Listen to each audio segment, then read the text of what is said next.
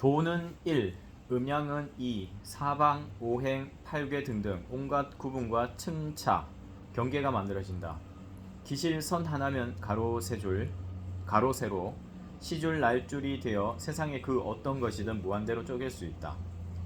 인간이 도를 깨친다는 것은 바로 이 구분 없는 인식을 가지는 것을 말한다. 있는 그대로를 받아들이는 것, 그것이 바로 도다. 소유론적 개념이 아니라 존재론적 인식, 점, 선, 면, 시간적인 사고가 아닌 통체적 사고, 구분해서 제거, 선택하는 것이 아니라 흐름을 중시하는 사고, 소유 개념적 사유가 아닌 존재적 현상으로 인식하는 것이다. 산을 산으로, 물을 물로 있는 그대로 받아들이라는 거다. 다른 물감이나 조미료, 티끌 섞지 말라는 말이다. 형용사를 붙들지만 마라. 현대를 살아가는 이들에게 왜 사느냐고 물으면 행복, 가치, 진리, 자유, 신념, 내면의 아름다움 등등 갖가지 그럴듯한 예쁜 말을 가져다 대지만 기실 다 헛소리다. 질문 자체가 헛것이지만 인간은 습관적으로 학습된 대로 답을 찾아 고민해야 된다. 철학을 한답시고 삶의 근원에 대한 의문을 던지는 것처럼 말하지만 기실 자연에는 질문이 없다. 당연히 답도 없다.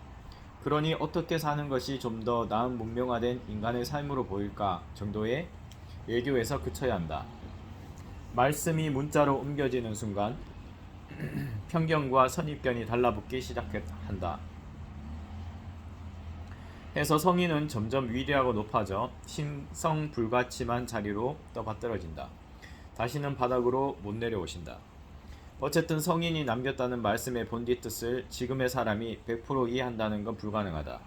너무나도 해석하고 주석 달고 번역하고 해설하는 과정에서 어떻게 변질되었는지 알 수가 없다. 그 시대 그 자리에서 그분을 직접 보고 말씀을 듣기 전엔 온전히 이해하긴 글렀다. 그 시대엔 지금처럼 개념어나 관념적, 수식적 용어가 많지 않았다. 반대로 지금의 해석을 그분들이 재림해서 듣는다면 도무지 무슨 소린지 어이없어 할 것이다. 그러니 공부한답시고 나서서 괜히 더 깊은 진짜 의미를 찾겠다고 용쓰지 말았으면 싶다. 그냥 그분 말씀 중 동사만 골라서 직접 따라가 보라. 어차피 형용사는 후세인들이 보탠 것, 있어도 그만 없어도 그만. 이래도 괜찮고 저래도 괜찮다. 결국 수행이란 이 형용사와의 싸움이라 하겠다. 그렇지만 앉아서 이 형용사를 떨쳐내기란 여간 어려운 일이 아니다. 부사나 조사가 윤활유라면 형용사는 녹쓰는 것을 방지하고 그럴듯하게 보이게 하는 페인트다. 그런데 이 페인트는 본질을 가리고 때로는 그 자체로 녹이 되고 곰팡이가 되기도 한다. 수행은 동사행이다. 그러니 걸어라. 걸으면 형용사가 떨어져 나간다. 그렇게 걷다가 화두가 잡히면 멈추고 다시 걷다가 화두가 잡히면 멈추기를 반복해보라. 가동사, 가명사. 앞에서의 동사나 명사란 당연히 원동사, 원명사를 말한다. 그렇다면 동사 아닌 동사, 명사 아닌 명사가 존재한단 말인가? 아무렴 가짜 동사, 가짜 명사도 있다. 가령 모함하다, 포기하다, 흠모하다, 존경하다, 상상하다, 고민하다, 후회하다, 실망하다 등등. 이런 것들이 과연 동사일까? 행복, 인격, 인권, 자유, 평등, 자선, 가치, 이념 이런 게 과연 명사일까? 필자는 그런 걸 가동사, 가명사로 명명하고 그것들을 편견 덩어리, 선입견 덩어리라 일컫는다. 사유의 결정체라고 하지만 실은 찌꺼기다. 수행의 첫걸음은 이들을 가려내는 작업이다. 특히나 인간의 감정이나 정서, 도덕, 윤리, 상상계에 관련된 언어들은 이런 명사화된 동사와 형용사가 대부분이다. 시, 소설, 에세이 등 소위 문학류는 말할 것도 없고 정신세계를 다룬 철학서나 종교, 경전들과 주석서들을 보면 하나같이 가명사, 즉 형용사형 명사들 범벅이다. 심지어 요즘은 승려들조차 고행이란 동사 대신 행복이니 사랑이니 하는 설탕, 조미료를 잔뜩 처바른 힐링 책들을 펴내어 베스트셀러 순위를 다투고 있다.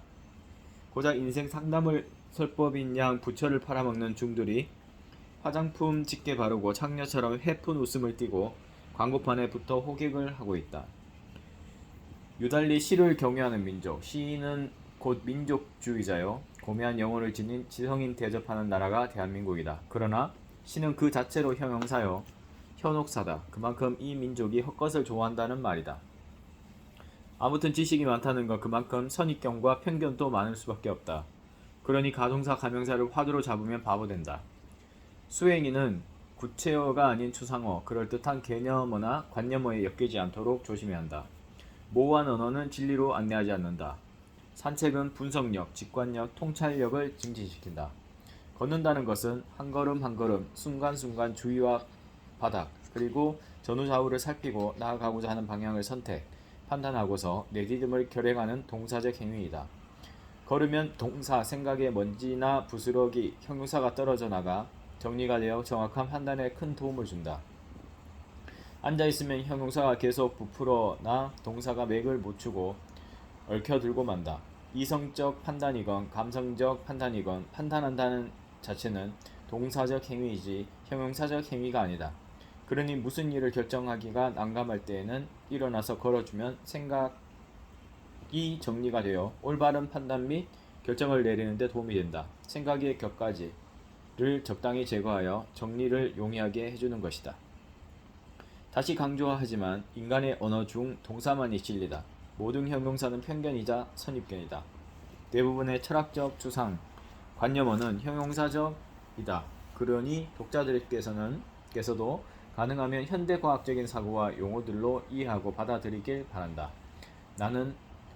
나든 너든 몸을 벗어난 존재는 없으니 말이다.